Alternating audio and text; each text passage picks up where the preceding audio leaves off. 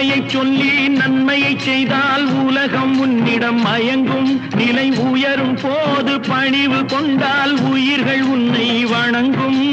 உண்மை என்பது அன்பாகும், பெரும் பணிவு என்பதும் பண்பாகும்.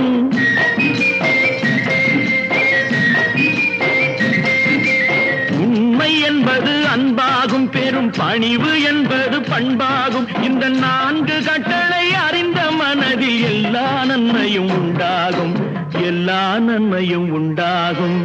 6 மனமே 6 அந்த ஆண்டவன் கட்டளை 6. 6 மனமே 6 அந்த ஆண்டவன் கட்டளை 6.